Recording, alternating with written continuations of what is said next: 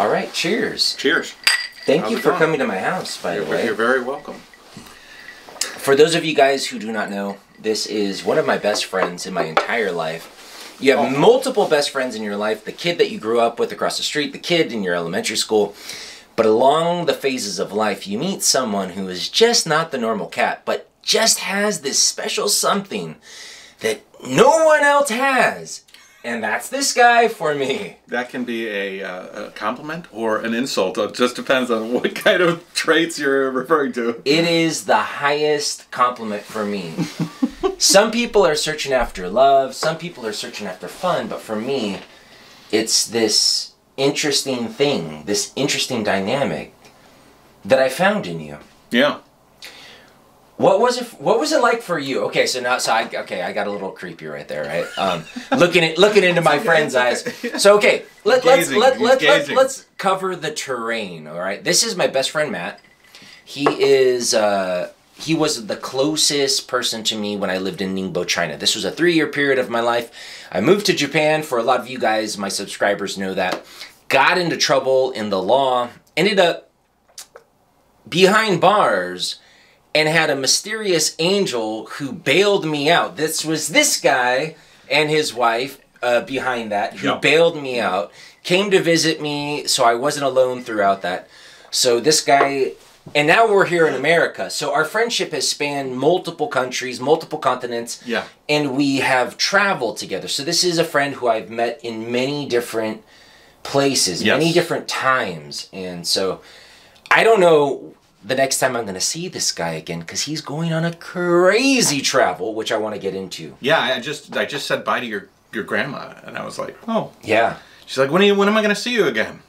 Yeah, a lot of people say that. When am I going to see you again? My family loves you. I don't know. He came to Christmas yesterday, and...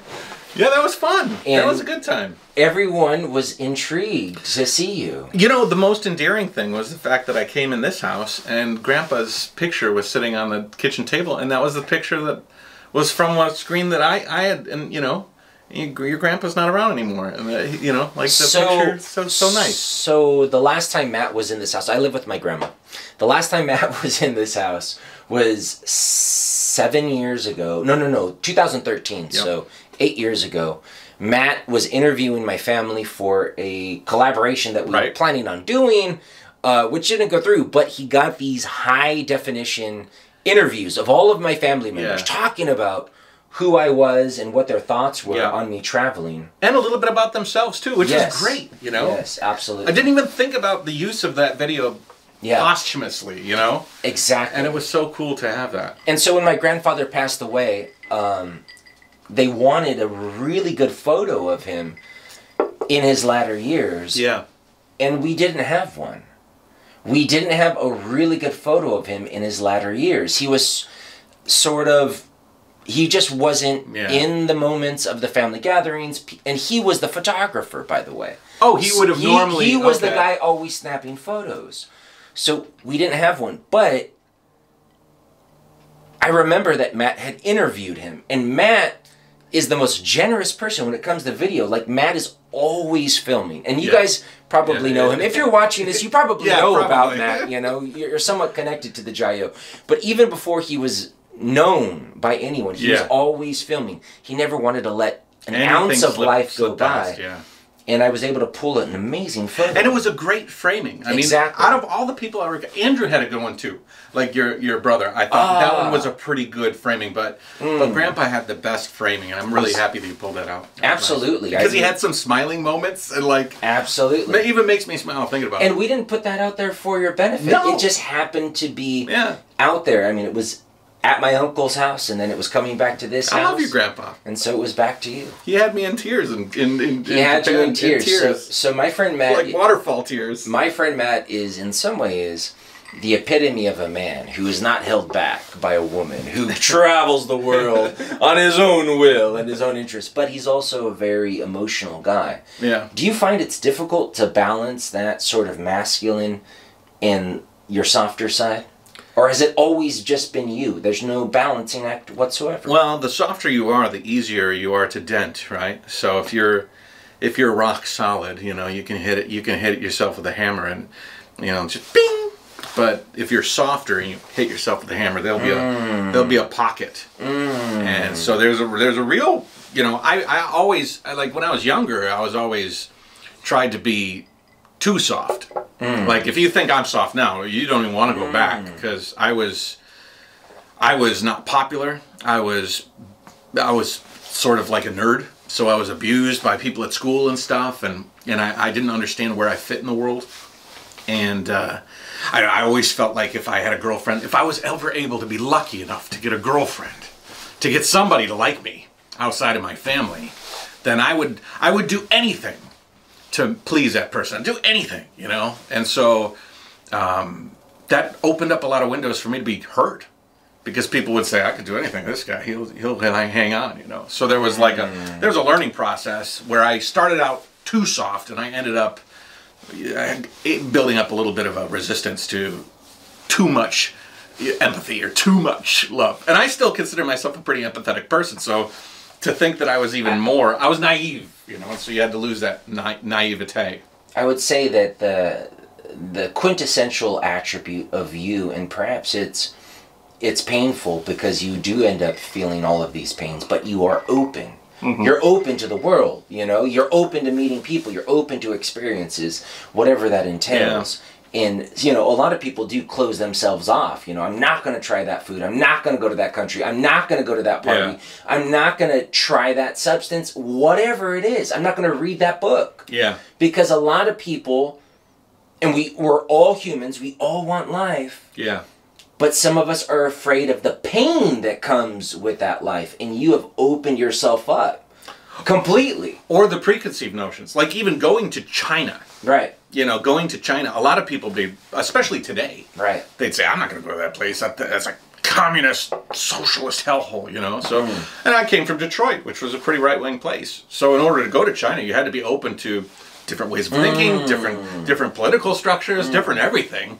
Because I bet there's a lot of people in this world, trust me, they're in my comment section, that, you know, they would rather throw themselves off a cliff than expose themselves to the evil, you know, evil China, in their opinion. So for those of you guys, just to the backstories, we met in China, and one of the things is that we had a similar lifestyle, similar interests. We were single men, and we were very open to actually having Chinese friends. There were a lot of foreigners who kind of stuck to KFC, stuck to the foreign bars.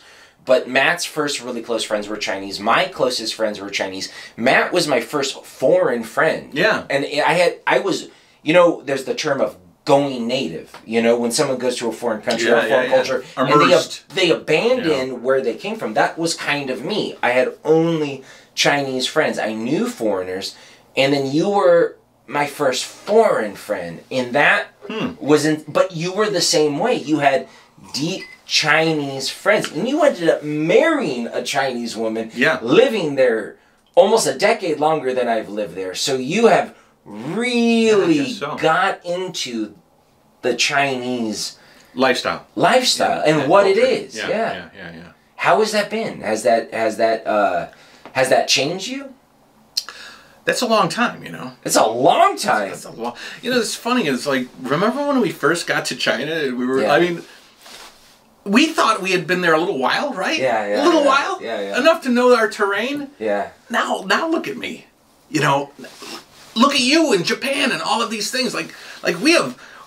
You had actually left America a couple of times before I saw you. Whether it was China or, you know, places in Europe and stuff like that, right? Oh yeah. You know, South America. I had done backpacking. Yeah, you did a whole bunch of that. I had done backpacking. When you saw me, I was maybe 3 or 4 steps into a journey outside of America. Right. You had done a mile already. You know, you'd have done a mile. I was 3 steps. You know, and you know, it does change you. You know, I think the whole world would be a better place if everybody was able to do that, you know, go out and experience, because I feel the Matt from 15 years ago and the Matt from now, they're totally different people. I was not a traveler growing up. We did family trips around the States and Mexico. I had no interest in traveling. I was religious, and I ended up going to Israel. If you guys have seen that Israel series. You talked about it in the whole thing. I did an Israel series. Okay. I was religious, and I went to Israel for religious reasons, but that opened up my eyes to the fact that reality doesn't often mirror preconceptions that we have in the public. Yeah. Because the idea of going to Israel was stupid. It's dangerous. There was a lot of terrorist things going on. I went there. I felt safe. I've met so many amazing people. And the same thing when I went to China. People said, you're crazy. It's a dangerous country. I felt safer in China than I did here in LA. Well, my best performing YouTube video is China is the safest country on earth. You know, it's like it's clickbaity a little bit, but it's not completely off. I went there thinking the police were going to be listening to my words, that I was going to be tailed, that I was going to have some sort of hostility. I felt so safe. And in some ways, able to be myself in ways that I wouldn't be able to do it here in America. Yeah, lack of judgment, sort of. Yeah. Yeah. Do you think that we were safe in China because we were solely because we were foreigners? And if not, what percentage of our safety you think was brought on because we were foreigners? You see what I'm saying? Like, do you think like China's a safe country, but by a factor of maybe 30%, it increased our safety because we were foreigners and white guys and whatnot? I think this is something that probably a lot of people don't like, is that people using the foreign card. Yeah, I'm a foreigner, I don't know what I'm doing, you know? Yeah. But I think that there is that element that's real. You can't deny it. That you're given leeway because you don't know the culture, you don't know the language. Yeah. And so you could sort of goof and through your life a little bit. Career opportunities. And there was always understanding.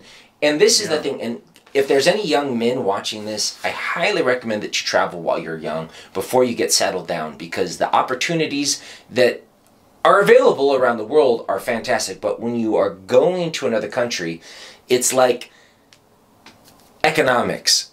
Selling a stock that is in high demand but low quantity. And so when we were in China in 2009 is when I met you, there weren't that many foreigners in England. It was a different country. So there was a lot of attention, both business and friendship and amorous coming at us. So it really felt like I was in the Wild West. Yeah. Like anything could happen. And you were Wyatt Earp. I mean, you were just a regular guy in the Wild West. You were like who's the guy that Wyatt Earp did? Wyatt Earp, you know. Yeah. But what did he shoot? Who was the cowboy? The one that killed everybody. Oh, Tombstone, right? The guy. Who was he? He's like the historical guy, the biggest guy in the. Well, I'm not a Western nut, guys, but you know what I'm talking about. You're a cowboy. You're a Western cowboy, and this is a narrative that's happened for hundreds of years. As soon as Europe started exploring the world, but it's trailing off as globalization reaches sort of a saturation. Everyone knows what a white American man is. Everyone knows what a Chinese person is, and so the novelty of the crossing the barriers is wearing off slightly. But we were there at a good time. We were there at a time where we were special. Of course, not really special, just two men. Just two American men. But at that time, American white men were regarded with more... that geographical region, we were special. Yeah. But yet it still had the infrastructure that supported our taste. You know, it had bars, it had clubs. Yeah. It had Starbucks. If you would have gone 5 years prior to that, it would have been a little rougher. It would have been rough. A little rougher. And I know some people who lived in China during that time, and I give them a lot We got there pretty interesting time. Yeah. Timing is so critical. Yeah. So you know more about timing for your plans than anyone because of what your life is. Like Matt, for everyone who knows this is watching, but Matt is a traveler and who crosses boundaries. And timing has really come into play in the last several years, where you have had plans sort of close on you, and you've had to find different ways around them. Many times. Right. Yeah, I mean, I've had knee injuries, I've had deaths in the family, I've been run over by trucks, I've had pandemics, I've had, daughters born and life changes and shifts, and I've tried to maintain the compass, you know, or at least navigate around certain potential, I wouldn't say obstacles. Some of them are obstacles, some of them are welcome, but you still have to you know, you have to decide to maintain the course or go permanently astray, and I've tried to maintain the course as much as possible. What I have tried to do as a friend of yours is to try to understand what is that central element. Because I think there is a central element in all of us that does have a course. That just, I mean, when that goes, it goes. But just goes around all the obstacles of life. And you have that.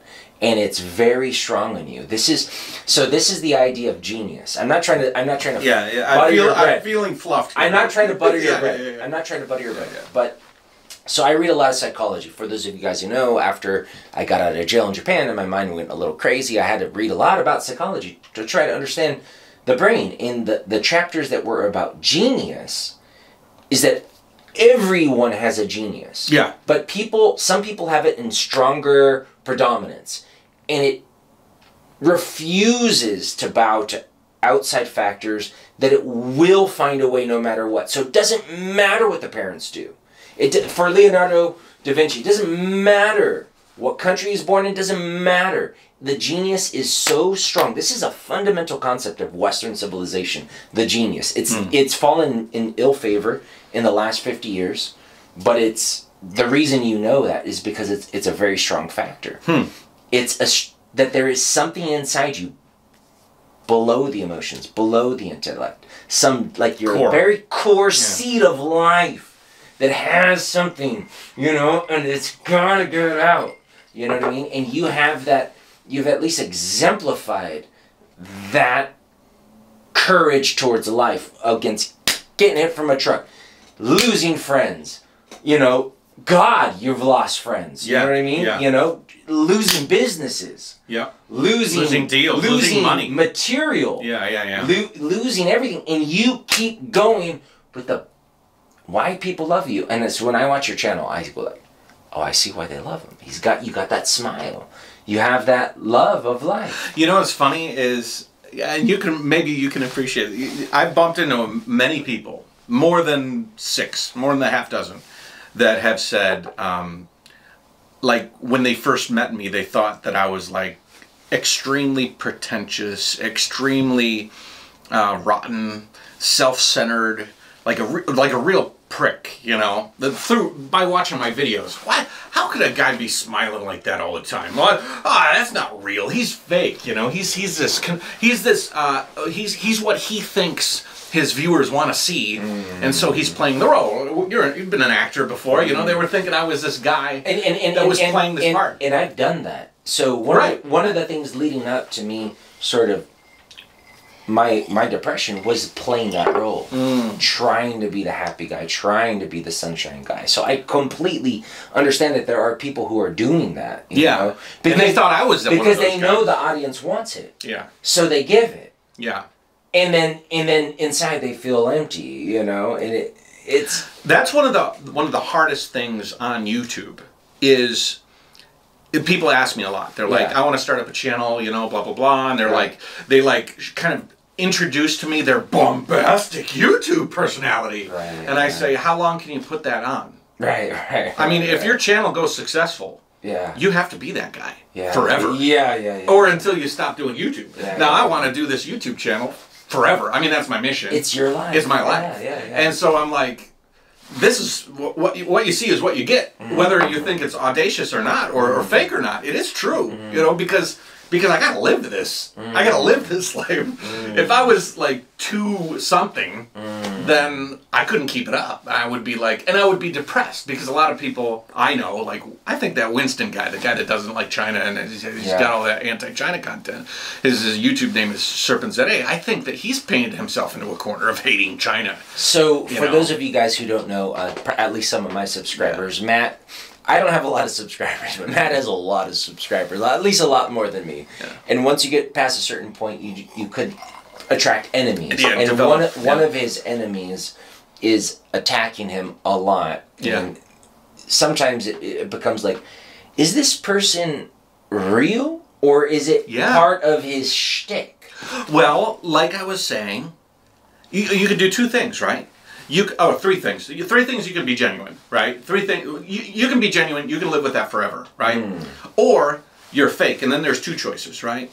you can be fake and miserable, or you can be fake and end up drinking the Kool-Aid. You know what I mean? You know what I mean? And I think a lot of people do that. Yeah, and I think probably my nemesis, whatever you want to call him, I think that what he's done is he's created a persona. Because I talked to him. Like, we used to be friends, you know, so I talked to him, and he's like, you know, I just really don't like this, you know, political stuff, but, you know, that's what people like, you know. And so I think, yeah, he's told me so you've actually gotten... Yeah, we were hanging out, you know. Wow. And now his channel is all that, and it's all one genre, and I'm like, I bet you're not happy, but you know, I think back and I'm like, maybe he is happy, because maybe he's worn the suit so long. Or is it a mask you could put on and take off? Yeah.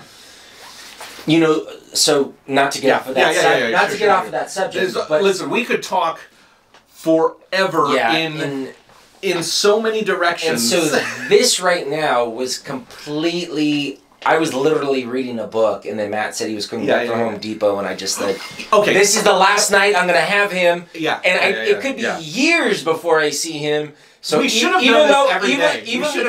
Even though I was already sort of like not gearing towards doing this, and I've never done this before, I thought I might as well just take advantage of the time. I was coming home from Home Depot. It was late. I felt like I'm leaving tomorrow morning. Yeah. And Ryan, you had mentioned that you wanted to do one of these videos. Yeah. And I know your personality enough to where I was like, if we skip it completely, there might be a little bit of regret. Like, just a little, oh, that would have, we missed it, you know? And so I reached out, I said, hey, Ryan, if you want to set up the cameras, do it right now, because we could do this. And you said no. Yeah. And I was like, okay. I was a little bit bummed. And then you chimed back and you said, hell, fuck it, let's get this thing set up. And I was like, yeah, you know, because I'm like, you know. I've got two sides. One side is like, and everybody fuck does. It. Everybody does. Fuck it. Too much hassle. Yeah. Then another side literally, is like, fuck it. He says in my book. Then, well, that was fuck it's been a yeah. It's been my go-to. Should be on the back of your shirt. But I thought I might not see you again for years. A long time. For years. Yeah. We're friends, but it's years apart physically, and the friendship lasts. What's amazing about bonds is that the bond real friendships, lasts real bonds across geographical distance and political ideologies and lack of contact. But it's there. Yeah. That's what's amazing to me. Yeah. Really amazing to me. So, anyways, we're here, set up very randomly. Bam. And cheers, by the way. I don't normally drink on my videos, but I've been trying to do it more. So, I think it's good. So you are leaving my house, and you are preparing your van for a lifestyle and career of travel, creativity, and happiness. Yeah. Is that right? That is right. So, okay, give me a few minutes of your audience to kind of lay this out. Please. So, I wanted to travel around the world. I filled out a bucket list. I was tired of business. Thanks to this guy. You know, if you rank all of the people that have changed my life, I would have to rank you up at one or two. I mean, like, you know, just taking my life and I've had mentors. I've had a lot of people that have shaped my life, you know, but I was focused in building towards one direction. All of my mentors, all of the influences were going this way. And then this little Ryan guy came in, and he's like, let's go running. Let's go this way. Let's go running. So, I mean, that's a huge story in itself, right? We could just talk about the influence you had in my life, like a lot. But he encouraged me to start traveling. We started traveling together. And then I saw things that I thought retirement was made for. I thought vast wealth was designed to afford me. Because it wasn't about, everyone travels, but it was about experience, like taking in the world, going with the flow. It was. Well, we called it rogue life, is what we called it. Now that doesn't translate exactly 100%. There is no word to capture what it was. Yeah. It's that thing. That we did. Right. Yeah. And after a few of these trips, it started to shake me. Yeah. Like, it shook my core. I started looking at my life and the direction I was going, and I was thinking, what the hell am I working towards? Me and Ryan, when we went out, we had the best freaking fucking time ever. Best time in the Best time ever, man. We had the best time. Best time in life. And so I'm like, wait a second. That didn't cost a thing. It cost a fucking bus ticket in China. Nothing. And a tea house with a little hotel above it, you know, in some cases. I mean, these are real examples I'm bringing up as Hujo, totally. you know? Yeah. And so I was like, I want to do more of this. Yeah. You know, so actually we originally attempted to think about Lhasa, right? It was Lhasa. We were thinking about cycling across and bicycles, and then it went to tricycles. And then it went. And I remember that because so me and Matt were talking about cycling around China. Well, he wanted to do a cycling around China, then it was a cycling around the world. And then he's like, "Hey, how about you cycle with me?" Yeah. So it was an evolution of it. And then when I started to think about cycling around the world, and I had no children that I knew of at the time. Yeah. There could have been have a couple. Could have been a few floating around. Freeman out one there. in Liverpool that might be there, but I don't know. Just kidding. I was thinking about my balls, and I was thinking. Yeah. That was it. If you guys want to know why Matt rides a tricycle, it's because I was thinking about procreating in the future. 2 words. Ryan's testicles. That's why I ride a trike. Ryan's testicles. So I started researching. Yeah. And I did a ton of research, and it led me to this tadpole tricycle idea. Just to expand, riding a bicycle puts a lot of pressure on your prostate and your balls, and there's some research out there that says that if you're going to do a really long cycle, like not like riding around the block or doing these, if you're going to do a really long ride, it could sterilize you. It could do some damage to you. So Ryan was like, "Hey man, there's these seats attached to 3 wheels, and they're called tadpole tricycles." And the idea of just like pulling up to a hill, opening up the ice chest, cracking open a beer. Yeah. You don't have to get off. I mean, I loved it, and it was us. Yeah. And I would say that one thing that bonds us is that we're a little quirky. Yeah. We're a little quirky. There might be people that would not be open to that form of transportation. No. They'd want to go the standard route. It was a little quirky. But you were not on board right away. It took a lot of convincing. As a matter of fact, today, I don't know if you go to my channel, JaYoe Nation, there might be a video by the time this goes up that will be showing the place that we went to. You could even link to the original video. I will link it right up above. Go ahead, check it out. Yeah. That was the original video that we shot as I was testing out trikes with you. And we were like, you were sold on it from the get, right? And then I had to be brought. And then that visit, I sat in those things and I'm like, whoa, I could hold a camera. Yeah. That was me. Because you were all about the production, the smooth camera. It's like a camera dolly on me. You know, it's like a mobile camera dolly. Oh. You were caring about this. I was caring about this. Yes. And it worked for my thing and it worked for your thing. Wonderful. It was wonderful. And so, sterilize me. I don't give a shit. Then we had that sort of tough trike mechanic. Yeah, the woman. Yeah, she was funny. She was stout and strong. So I created this map around the world. Yeah. And my intention was to take 5 years, 10 years, 15 years, and it just kept growing to circumnavigate the entire globe, but not like in one swoop around. It was a lot of meandering and doing different things. Climbing Everest, mountain climbing, going caving, North Korea Egypt, marathons, the whole I haven't even started to check off the list. I'm still in Southeast Asia. So I cycled around on the trike and started telling stories. And even though you haven't done what you had thought the progress that you thought you would be, you have still cycled across Korea, Japan, China, Laos, Cambodia, Thailand, Malaysia. That alone, by yourself. Yeah.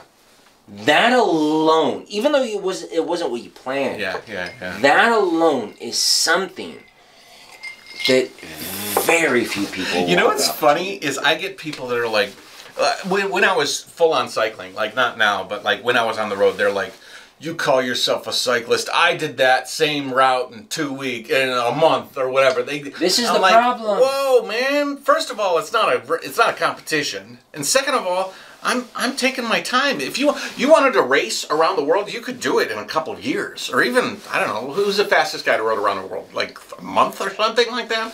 What are you gonna see? Take your time, relax. So this is what it comes down to: is philosophies on life, philosophies on travel. In the Pacific Crest Trail, which is a big trail that goes from Mexico to Canada through California, Oregon, and Washington, and there are some guys who want to beat the record. Yeah. I'm not that guy. And there are some people who want to take their time. And those racers are okay. I'm not trying to. That's awesome. It's a different type of thing. If that's what drives you. Yeah. But for me. So when I started traveling, I had that idea of seeing countries, getting stamps on passports. Yeah. And the longer I've lived, it's not about that. Yeah. It's about really being there. Yeah. You know, like being there and going with the energy. Going with the energy and really flowing. That was one of the things, I don't know if you remember, this is completely tangent, but when we were on bail, when I was on bail... I haven't been on bail yet. When I was on bail, and we were like looking for a bar or a restaurant, and I was like so in my head, and you're like, let's just go with the energy. The energy's going this way. And that's exactly, if you ever watched The Last Dance, that documentary about Michael Jordan, the greatest athlete of all, he doesn't talk about God did this, God did that. He's like talks about following the energy. Yeah. And that was that. Yeah. And I think that when you ride the wave of anything, it is following that energy. Yeah, yeah. And if the energy is saying go through 1 million countries fast, then okay. But if it's saying going slow, go slow. Right. It's different for everybody, you know? So I had cycled about 15,000 miles before I before I had to pause in Malaysia to go back to China to visit my family for Chinese New Year. Just turned out that was a Chinese New Year that preceded the biggest pandemic that hit the humanity since the Spanish flu, you know. What was that like being in China during that pandemic? Because the pandemic was centered in China in the beginning. Well, I mean, there's multiple side stories to that because I didn't spend the whole time in China. We saw the smoke signals coming out of Wuhan. You know, there was chaos. I had made videos on my YouTube channel saying, "Hey, America, you might want to watch out for this because this is crazy." And I had thought that no matter the administration, that there must have been people in place to prevent the spread of this to America. And so me and Annie and Eva decided, let's go to America. So we flew to America. We flew to America on the day of Trump's travel ban to China. Wow. So we entered, and then we stayed there a month, realized that America was going to have a serious problem. We knew it, because me and Annie, every day we'd wake up and be like, nobody here cares about this thing. And this is going to be chaos real soon. So we went back to China on the day China had a travel ban against America. So you guys just barely slid into America. Just barely slid back to China. Wow. Yeah. So, I mean, and we did the full-on quarantine in China, like hazmat suits getting sprayed down with chlorine. You are not the type of person who plans months and months in advance specific dates. I go with the flow. Go with the flow. And a lot of times your flow puts you right there. The flow often puts me in places that planning wouldn't even do. Couldn't even do. Yeah. Which was awesome, you know. Like, I mean, I feel like I have a perspective of this pandemic that a lot of people don't have. I have an opinion of this pandemic. Didn't that perspective become part of your channel? Like part of your my part channel, of your reach? Yeah, because I thought American in China during the pandemic bouncing and that had bounced in the beginning period. So, you know, Matt and I do have different opinions about, you know, the coronavirus and all of that. You know, all of that. But I am very intrigued with his experience. I have found that one of the problems in America in general is that two people can't come together that are not that we're diametrically opposed in other things, but we are diametrically opposed in a few little things. And I think that most Americans have opposition to the ideas that other people might. And it used to be okay.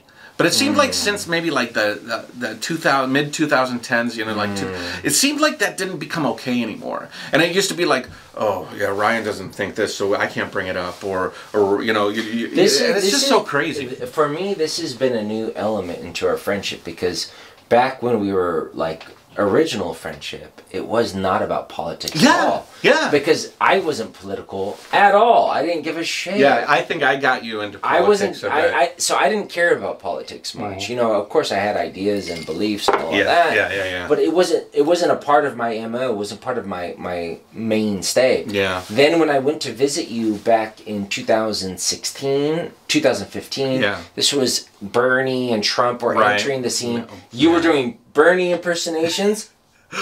What are you talking about? You know this. Trump. He's actually really good. Trump impersonations. He would do this. So he got me interested in politics, and then I had a job that put me into hotels a lot. So I started getting into it, and then as soon as you get into something, you start forming an opinion. You know, right or wrong. I'm trying to think of my Bernie impression. You know, when he was on TV all the time, I like impressions. I think they're funny, you know. You were very good. You know? I remember me, you and Annie, before Eva was even in the scene, we're driving to restaurants. You're doing Trump impersonations. So you got me interested in politics. Because you brought it to life. Sorry for that. You brought it to life to me. Yeah. But I think sometimes it doesn't matter. You just have these various inclinations. You know, one person wants more freedom, one person wants more control, or more safety, or more perceived. You know, like all sorts of things. Yeah, exactly. Yeah. But we're all humans in the same village, and we got to talk to each other. And I'm seeing one side, you're seeing the other side. This is what I think about families. I think it's good that a family has a man and a woman. Because the woman sees one side and the man sees the other side. And if they can both trust each other, even though they're different, even though they might be... Or two, you know, or even a man like the man's like the woman's people. No, don't make my boy go out and, you know, face... Well, like Eva, you know, like my daughter Eva, you know, she'll fall down and instantly Annie will run to try to rescue her. And I'll be like, I would not be that. I would say... Yeah, as long as she doesn't break her leg or anything like horrible, you know. Fall. The more you fall, the more you'll learn not to in the future. Up. Pick yourself up. There is a strength in masculinity. Yeah, but there's also a strength in care, in love. And, absolutely, you know, so like you said, you got absolutely. Those two. You have to have those sides. Yeah. And I think there is a point for the left, and there's a point for the right. Yeah. There's a point for the conservative, and there's a point for the progressive. Yeah. And it's like the conservative... And now there's just a wall in between. The conservative wants to keep the ship together, but the progressive wants to go, well, there's a better course ahead. Yeah. You know what I mean? And they both have their roles, you know. I'm a progressive, you know, like that's... Yeah. I'm proud to be that, you know, but I also know that there needs to be some input from the other side, you know, too. So, I don't know. I think it's been corrupted. Like, corruption is the core of all the problems we're experiencing right now. It's just sheer, very simplified dollars and cents corruption. And it's perverted everything. It's I feel like we're blessed because we have access to information, like guys like me and you who actually aren't experts but can actually express our opinion without getting censored. That's a blessing in and of itself, without any gatekeepers. But at the same time, the powers that be, the controls that they have as well are powerful as well. I think a lot of it stands to the fact that we're willing to admit that we're not 100% right. I'm an idiot. Right. Guys. Right. Guys. Both of us. I know I talk about literature and poetry and all of that. I'm an idiot. The problem lies in the people who might understand that but don't. Yeah. And say, listen to me because I know the real truth. And then people are naive. He seems confident. He seems. Let's follow him. He's got a plan. Reward it. Let's march, even though it's over the cliff. Yeah, right. Like lemmings in a row, you know. And so. Like, so have you know Socrates? I don't know him personally. Well, you've heard the name. He's a friend of a friend. A friend of a friend. 600 BC. He's like the pre-Jesus. Okay. And the thing that he's like the quintessential Western philosopher. And his thing is he's an idiot. The only thing that makes him wiser than other people is that he knows he's an idiot. He knows that he doesn't know. Yeah. Whereas other people know what you don't know. So he went to the Oracle, and the Oracle said, "You're the wisest person in the world." He said, "What the fuck? That's not true." So he goes to the poets in Athens, and he talks to them, and they all know something. And he goes to these people, and they all know something. And he goes, "Oh, that's what she meant. It's because I know that I don't know, but they think they know, but they actually don't know." Yeah. That's what made him wise, Yeah. is he actually didn't know. And that's the thing, because we honestly are all on this planet. This planet is going how many thousands of miles per second? Soaring through the solar system. Yeah. And the solar system is soaring through the galaxy, and the galaxy is soaring through the super galaxy. To claim that we know even an iota. Wow, it's way beyond us. But you know, it's nice when someone has an answer, and it makes us feel good inside. You know, warm and cuddly. Yeah. Even if that answer is Father Sky had sex with Mother Moon, and there you are. So, anyways, I rode around. That was a long segue. I rode around, and I stopped in Kuala Lumpur. I got stuck. I ended up sitting in China after I took a trip back and forth to America, and I sat there. Now, I was using my time wisely. I was traveling around China. I went to Xinjiang, Guangxi. I went to Shanxi. I went and traveled into Inner Mongolia. I mean, I saw a lot of China. It was beautiful, you know. And I was taking every opportunity that I could to see more, because that's what I'm about. I just want to see more. I don't want to sit on my... I get antsy. You are, I know. You make me want to see more. Just from your I hope that people that watch presence, my videos want to see more too. Is that recording by now? Yeah. I see a little record in the corner. Right there. Okay, cool. So, but I had seen a lot of China. There was a lot of opportunities to see more China. China's huge, you know, so there was a lot more. But I was thinking to myself, the way China is during the pandemic is you're either in or you're out. If you're in, you can stay in. Life is perfect. Really. I mean, life in China, other than if you're willing to follow. If you're willing to follow, people without masks walking around. Oh my gosh. Unless there's some virus in your area, not like here. I mean, I'm talking like cases. I'm not talking about like hospitalization. I'm just talking like Joe might have COVID. The whole city's shut down. Right. And then they'll stomp it out, and then life will resume. But otherwise, life is great. Or you leave, but you can't come back because you're going to have quarantine. It's very difficult to get visas. You have to get special exemptions, and the ticket prices are crazy. Like if you just wanted to buy a ticket to go back to China, it's crazy. So I almost felt held, not against my will. I don't want to use that word, but I felt like trapped. You know, I'm like, I like where I am, but I want to see the world. And a lot of people are like, well, you just wanted to see the freedom. Oh, it's not that. I had a lot of freedom inside China if I wanted to stay there. So I ended up deciding, because China was such a, you know, I had a choice, you know. And I did. I took advantage of the year that I was sort of trapped inside China to explore the country. And then I was like, you know, America, I haven't explored America as much as I've explored China. And I was like, maybe this is an opportunity for me to restructure things. Right. So I came to America. My mission was, obviously, in the beginning, it wasn't to buy a van. In the beginning, it was just to try to get my trike from Malaysia and start cycling around America. But there's a big, chip shortage, microchips, and so vehicle prices are crazy expensive. And so I couldn't justify spending like $40,000 on a temporary ride. Because that's what I was going to think about. Just buy a temporary ride, and then what? Wow. You buy it for $40,000, then the economy sort of stabilizes post-COVID, and then what, I sell it for 10 or 20? You know, and I lose 20,000? So I was like, why don't I buy a good vehicle, a big vehicle, convert it into a van life, living space, mode of transportation, studio, and podcasting platform. You know what I mean? Brilliant. So I can interview people in the van, I can edit and produce videos, I can sleep and I can travel. So like, it might be a little bit more money, but at least I'm like accomplishing multiple goals instead of just pour the gas in and drive from A to B. Like this is like a home, you know?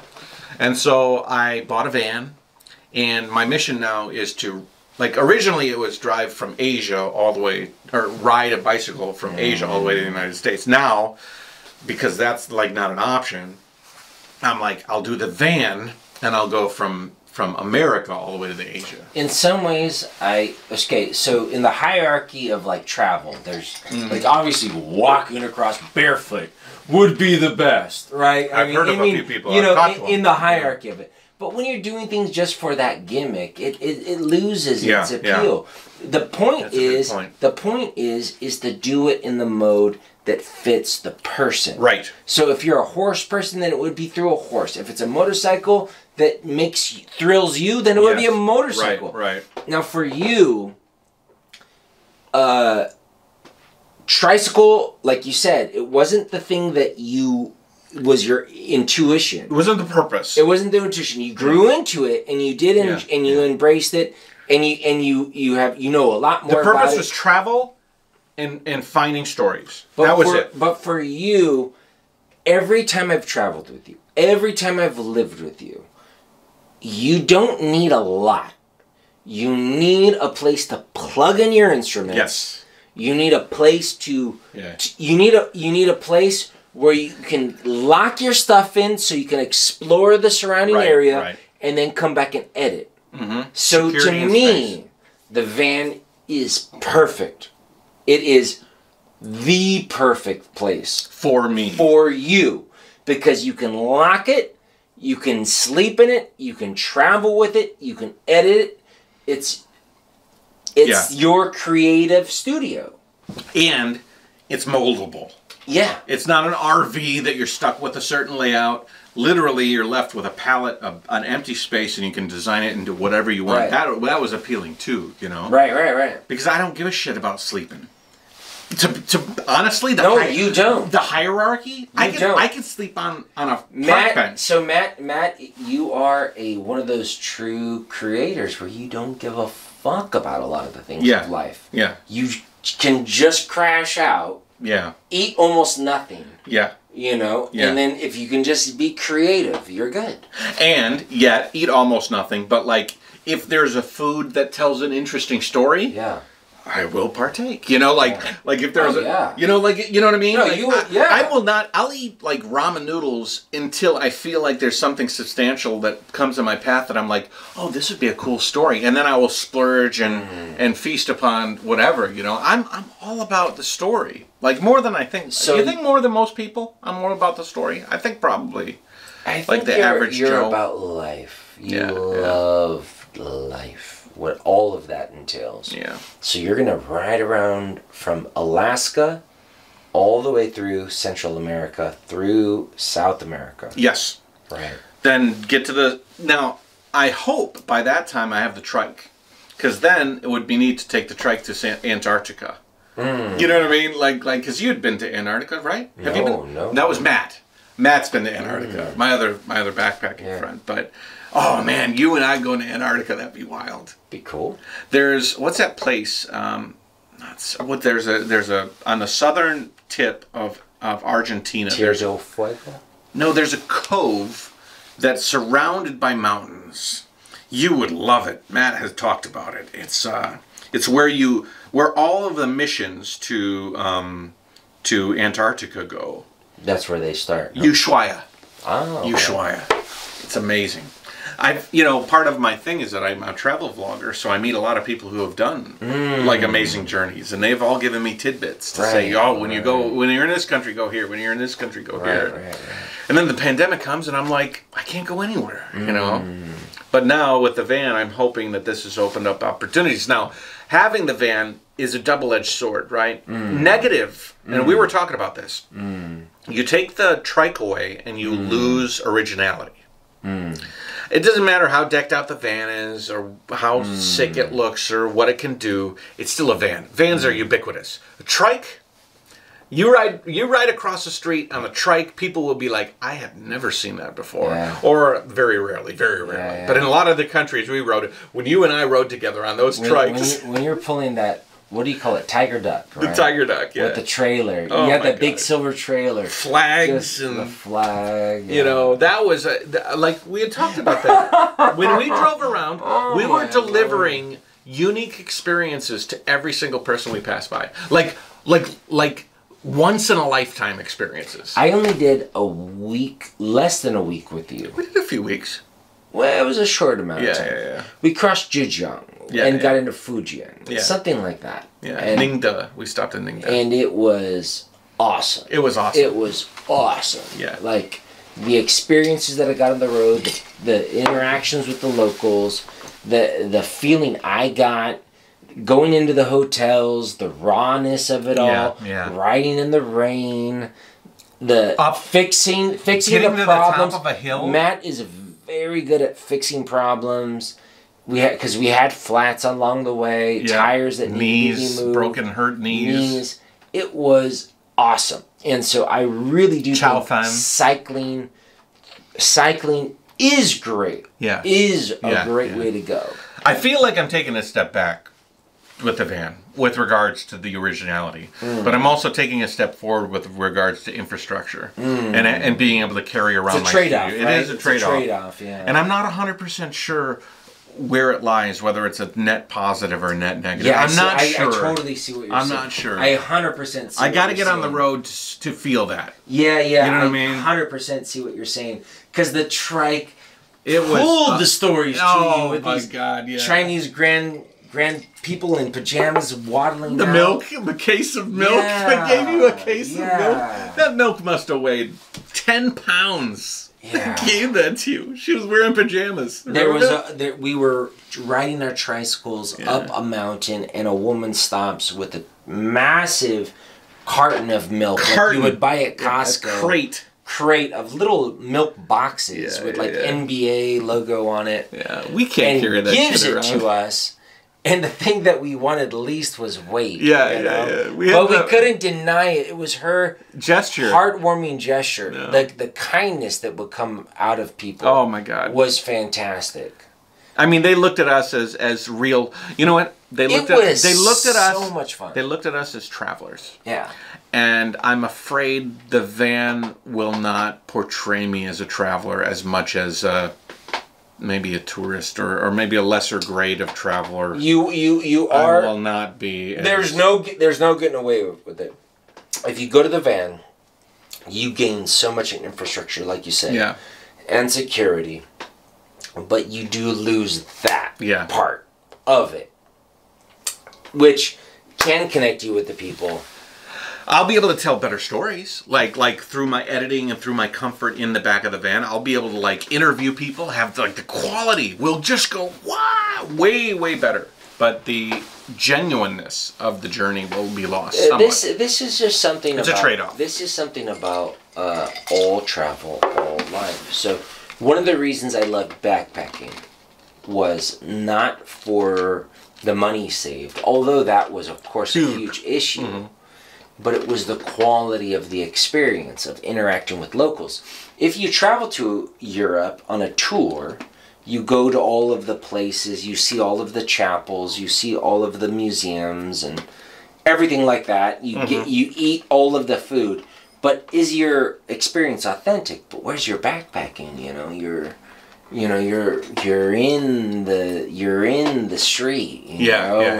And you're mingling with the locals. Sometimes you're sleeping on the benches. Right. And so the experience becomes really authentic. It could be bad, and it could be good. See, the tour assures you it's going to be good. There's no bad. Yeah, with a van.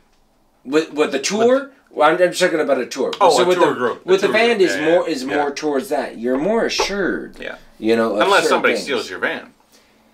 And that's what I was going to talk about. Because it is a bit of a danger having a very high priced piece of equipment with everything that you own in it. The trike was nice because you could pull it into the room. You'd take the pannier bags off. You'd bring them into the hotel room. Now, if I was thinking about this. Even with the home on wheels, I would still like to go to hostels. You know, a cool...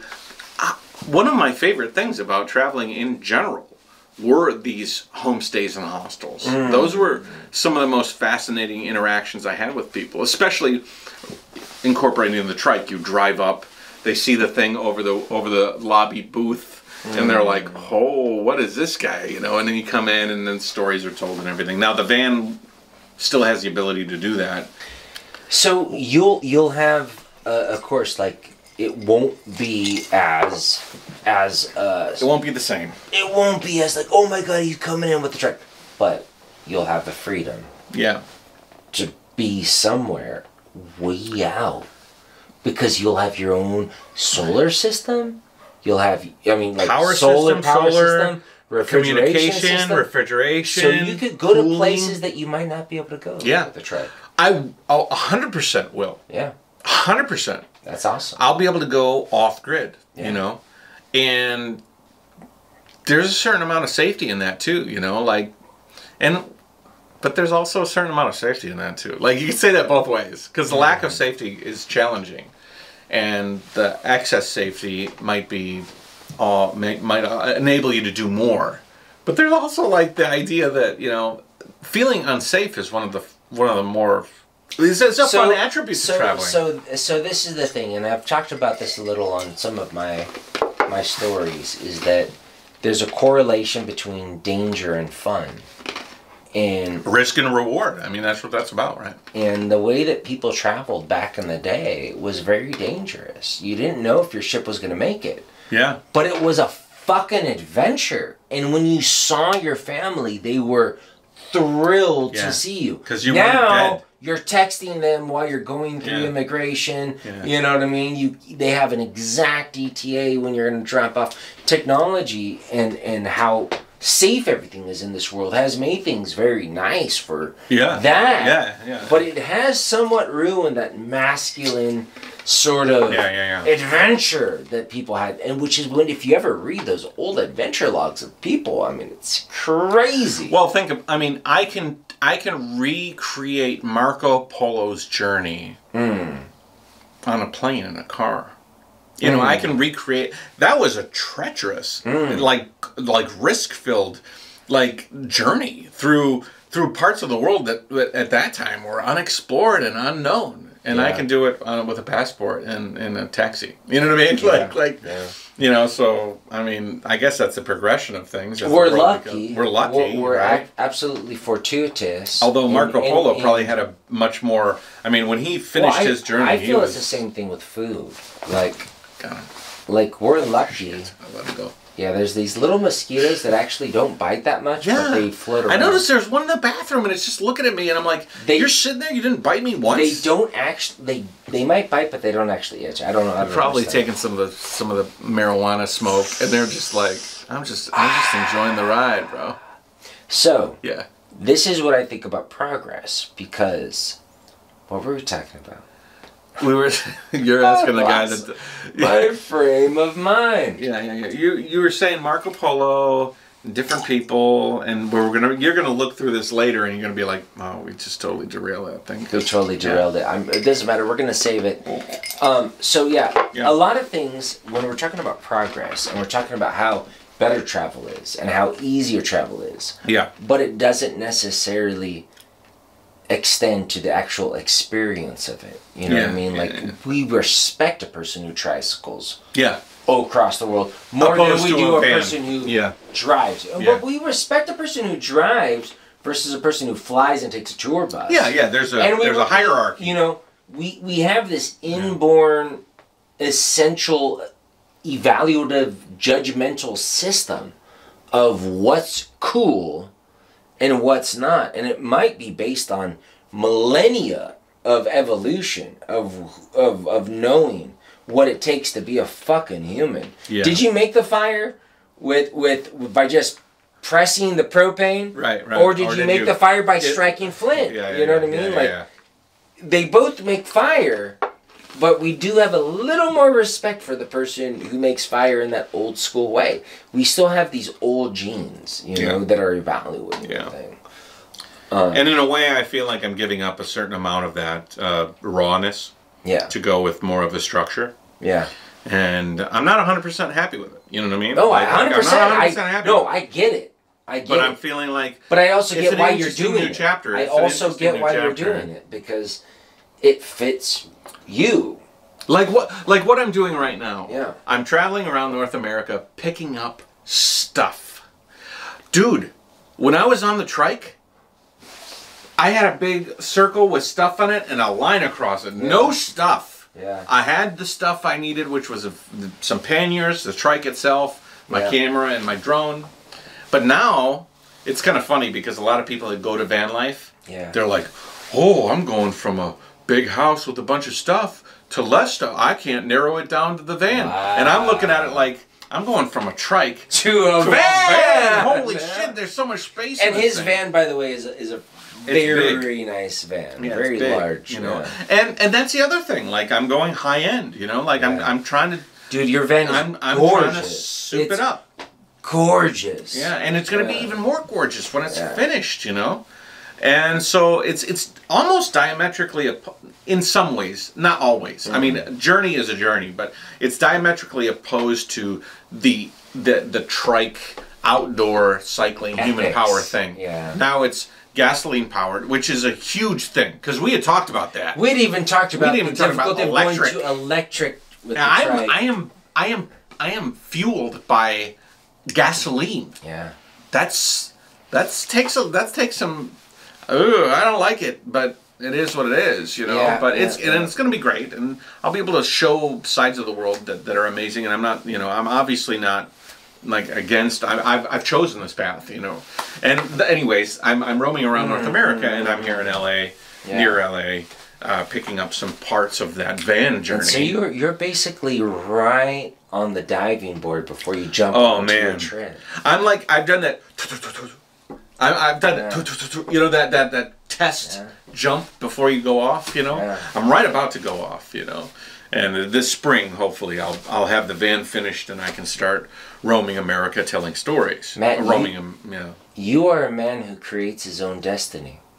At every moment in your life, you face these different things, whatever it was, whether it's your partner cheating you in China and you have to go to China to take the handle of it, whatever it is, you're a man creating your own destiny by facing it and deciding what's the best way forward. So what advice would you have for people out there who are facing their own destiny? Because unlike anyone else I know, you don't shirk it. You go for it. Well, we are all inhaling and exhaling, right? Every day. All the time. If we're not, we're dead. As long as you're inhaling and exhaling, then you're winning, right? That's so true. You might as well make that time that we inhale and exhale as stupendous or risk. Like a lot of people, they're like, you know, oh, I couldn't do what you do, Matt, because, you know, I've got this or that. There's a million excuses. But I am inhaling and exhaling. You're inhaling and exhaling. That guy who's working at a desk job, you know, every day from 9 to 5 is inhaling. We're all in the same boat. It doesn't take anything different other than moving forward and making these choices and moving along with those choices and being happy with those choices. You and I live different lives. You're happy with yours. I'm happy with mine. That's great. You know, own it. You know what I mean? Yeah. But there's a lot of people out there that they hate their life or they're frustrated and they feel like there's no options. And I was in that position, you know, at a certain point. What would you say to a person who's there who wants to get to a life of creation and going forward in their life? Don't wait for things to be perfect because they never will be. Yeah. And just do it, you know? It's like people that ask me, like, I want to start up a YouTube channel, but I don't have a nice camera.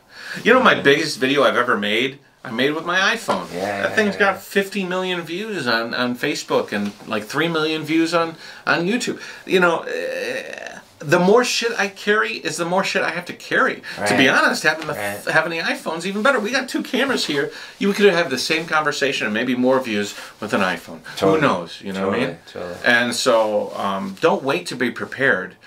Move, and then preparation will follow. You know what I mean?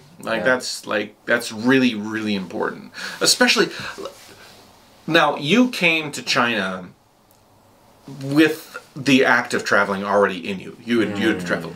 When I came to China, really came, I was shaking in my boots. I didn't know about how to. I had a temporary visa for 30 days. Oh, right. I was like, after that 30 days, what am I going to do? I literally just woohoo! I took a dive, and I was leap of faith, and I was like, they're going to kick me out in 30 days, or I'm going to figure it out. Right. And 10 years plus later. That's crazy. And now you're all over the TV in China. You got 1 million plus subscribers in China. Yeah, like you took that leap of faith, not knowing. Like a lot of people are afraid of taking that leap, but you took that leap. Now you're a the name world is in my China. oyster. Yeah, you did it. You know. If I would have done it a more organized or methodical way, I wouldn't be here. No. I wouldn't be here. I wouldn't. Be satisfied. I think that was one of the things that struck me about you is that you are a risk taker. Yeah. You took risks and you handled losses better than anyone I knew in my personal life back home. You just the losses monetarily, materially, even socially, it glided off you easier. Emotionally, but you felt everything. You were never disassociative. You're a more emotional person than any one of my friends. Yeah. You're my only friend that I've seen cry on multiple occasions. Most of my male friends don't cry in front of me. Yeah. You know, you own your life and you feel it. And I think for me, that's the power of life is feeling it. Yeah. You know, we don't want to because we want to be above. It's not masculine, or it's you're protecting. A lot of people just protect themselves. Yeah. From what though? I mean, from reality. I mean, I try to be as real as possible. Yeah, exactly. You know? Anyways, well, I'm excited about your journey, and I'm sure that some of my subscribers who might not have known Matt are pretty. I hope you guys subscribe to his channel. And thank you guys for watching this. This is one of my best friends, and I hope to see him again in the future. Thank you again, Matt. Thank you. We need a refill on these things. Yes, we do. I'm totally out. I literally ate that ice. Take it easy. Bye-bye.